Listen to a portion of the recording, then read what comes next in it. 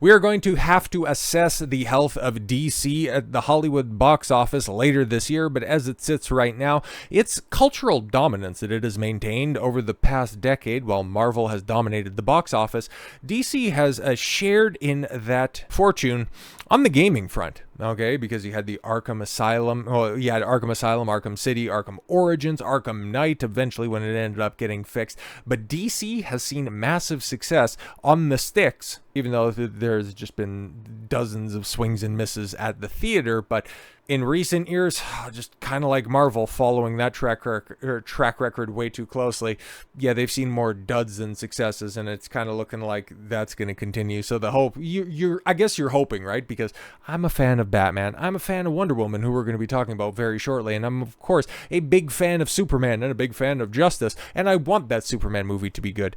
I want another good Batman game, but I don't think Rocksteady in its current incarnation is capable of delivering that, because Rocksteady Studios reportedly revisiting Batman Arkham franchise, which, yeah, I thought we were supposed to get, at least some insight to that, because there were those rumors, and who knows, at least at time of recording, there is scheduled, at least, a Sony State of Play. I wouldn't imagine that they would announce, and this would be, okay, because there was those rumors that Rocksteady was working on a remaster for Arkham Asylum. That seems something more like what would get dropped at like a Summer Games Fest or something like that, one of the more industry outings. So yeah, that was a rumor around the Game Awards at the end of December, but yeah, I could see them holding off for a little while on that one. So yeah, revisiting the Arkham franchise with whatever skeleton crew remains around Rocksteady. And no, I'm not talking about the shitty Star Wars show. We're talking about the 6 people that are left looking at that working at that gutted studio in the aftermath of Suicide Squad killed the Justice League, which, hey guys, look we didn't actually kill Arkham Batman. He was just a clone. It was just a clone. Why is nobody coming back and buying any of our stuff? We got all the Pride Month stickers and banners. So why we're trying to suck up to the right group. Where's everybody going? Superheroes at Warner Brothers Games aren't having a good time following the dismal year that saw several projects falling short of expectations, including Warner Brothers Montreal's Gotham Knights. Oh shit, that was last year? No, I thought that was earlier than that. Suicide Squad killed the Justice League, and Party Brawler Multiverses, which it's a different shade of failure than Gotham Knights or Suicide Squad killed the Justice League, because that was a game that was probably too little too late, because it had every element needed for success. Like, Warner Brothers has a treasure trove of IPs, and Smash Brothers was a very popular, like the whole party fighting game was super popular at one point in time. It's just too little too late, and your monetization structure was just absolutely abysmal. Perhaps your art design was a little bit too off, trying to do that Fortnite crap, which didn't work for shit for Dragon Age the Veilguard. Like, it was a good premise handled by idiots, but you could say that about just about everything under the Warner Brothers umbrella. But the future of Monolith's Wonder Woman game is looking murky. Yeah, we'll talk about that shortly. I just want to focus on the Batman side of things, because you got DC.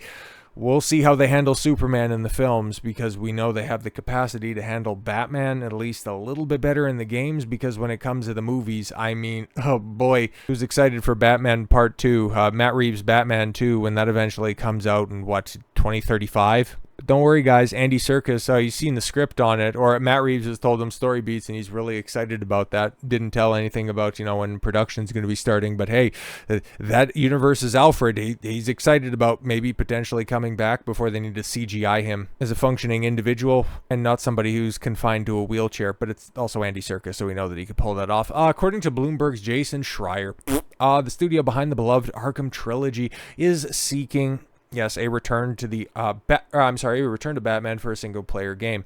Fans shouldn't get their hopes too high, however, as it is years away from landing, according to people familiar with the timeline. Yeah, exactly, because there's barely anybody working at Rocksteady, and the people that are still there, you don't want touching Arkham at this point in time. So the fact that it's years out, that's probably a good thing, okay? Because there's at least a little hope that they could do some course correction, or the industry will collapse, and the Arkham license will just be, sold off to somebody who's going to be a little bit more faithful to the IP. But DC has another game in the works. Yes, now we're going to be talking about Wonder Woman, because this one right here, that's interesting, because in the dying days of Zack Snyder's DCEU, there was a whole swath of DC games that were announced, and one of them was, of course, a Wonder Woman game, which on its face could be pretty cool, right? Like Wonder Woman has a very unique power set. And to the best of my ability, like for as much as they've tried and succeeded with different Batman titles and tried and failed with Superman games, which that's another one that just is befuddling. The number of attempts and the number of subsequent failures is just beyond me. It's like just having an all-powerful individual fly around and just try to save people. Like you can't crack that formula, huh? That's kind of wild. But Wonder Woman, that one, that could be fun. It could be a cross between Batman and Spider-Man, the way that she can sometimes fly or use her lasso of truth to traverse through different areas. Like that could be really fun. That could be really good. And in a different gaming landscape, I would be super excited for that. But we've also seen what has happened recently to Arkham Batman, and then what has also happened with Insomniac Spider-Man, and well, not all that excited, okay? And then to specifically hear what we're dealing with from Monolith, who is developing this. Monolith, the same studio that brought you the wonderfully well-received Lord of the Rings, Shadows of War, and Shadows of Mordor games that were so hyper-successful. They actually were successful, but their big selling point mechanic, they trademarked it and just ended up tanking any sort of goodwill that you would end up having for the widening gaming market. But they could still crank out a decent Wonder Woman game, you would think, right? Well, the Wonder Woman game has faced a lot of setbacks, was rebooted last year. Oh shit. The highly anticipated Wonder Woman game has faced a lot of development challenges, and the big rumor as of late is Warner Brothers Games has started over last year with a fresh new director. Project underwent a complete reboot in early 2024 and received a new director despite already accumulating over $100 million in development costs. Oh shit. Yep, it's a modern superhero project. Hundreds of millions of dollars just wasted, huh?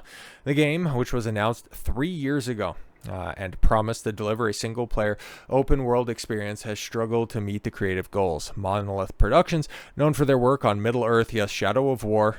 Didn't they do Shadow of Mordor? Anyways, leads the development of this ambitious project. Were they the ones who also made Shelob a dominatrix type chick? Like, oh my god. Gaming industry experts estimate the release is still years away. Well, you did a full reboot, just a few months ago. Yeah, it's going to be a minute. And yes, the substantial investment and recent leadership changes signal Warner Brothers Games' commitment to getting the Wonder Woman adaptation right. Does it really? Or does it kind of point to Warner Brothers Games just hanging on, just traversing the edge of this knife? And if they can cut their losses anywhere, you would kind of think that, this game right here is just very much in its crosshairs, because they have been very proud to tout that they have a Hogwarts Legacy sequel in development, the best-selling game of 2023, and then they followed that up in 2024 with one of the biggest tax write-offs that a gaming studio, a gaming publishing company could possibly announce. Like, they had so many failures. What did they write down? $400 million? It's wild, man. Yeah, into the future, I mean, yeah, maybe that Hogwarts Legacy game that sequel ends up being a total blast, but take a look at everything else that they're doing. Like they've got to reboot a bunch of stuff, okay? Not just Wonder Woman, but Mortal Kombat, okay? Jesus Christ, that's a disaster. Are you going to do another Lord of the Rings game? What's your relationship with that Game of Thrones game that looks to be rewriting seasons 6 onward? That's another IP that has fertile ground for video game adaptations. Not if you continue to try to do just really ropey stuff like this. The Wonder Woman game, developed by Monolith Productions, has faced a rocky road. Reports indicate the game underwent a full reboot in 2024. The reset likely involves significant changes in the game's design, story, and possibly even its core mechanics. Well, we don't know for sure what they've been working on over the past 3 years. Maybe it was just a total crapshoot and they just decided to wipe the table clean of everything, okay? Maybe it is everything, but the power set of Wonder Woman, I guess. You got to pick whatever Wonder Woman you're going to be adapting, and if you're going to be building off of that, it shouldn't be that difficult, right? Like the blueprint is out there from several other studios, both under the Warner Brothers umbrella and at large. Like, for as much as you guys are hacks, trademarking mechanics, there's other blueprints that are out there. This isn't that difficult. Such a drastic step often suggests deep-seated issues during the initial development phase. Rumors point to a lack of clear vision for the game contributing to these problems. A lack of focus likely made it difficult for the team to make consistent progress. Yes, developing a AAA game is expensive. It doesn't have to be, but it is. And the Wonder Woman project is no exception. Reports suggest Warner Brothers has already invested over $100 million into the game. The high cost puts even more pressure on the development team to deliver a successful product. However, the repeated setbacks and the reboot raise serious questions about the game's future. There's a real possibility that the game might be years away from release or even canceled entirely. I would lean towards the latter. And if we don't hear anything about this game this year, it's very likely been shit canned. Yeah, man, it's going to be interesting to see what DC does at the theaters and in gaming moving forward, because there's no reason that this shouldn't be a money printer goes burr type situation. You have some of the most recognizable names in all of superheroes. You managed to dodge success at the box office for years. Your games were reliable. Warner Brothers used to be a juggernaut in the industry. You're both very desperate. That is normally a recipe for success, but you continue to find a way to fumble the 5-yard line. It's amazing how inept everybody involved is with this. So until we hear further news on that, I thank you all very much for the gift of your time. I've been Don Consuelo. I want you to follow your gut and get after it. Take care, everyone.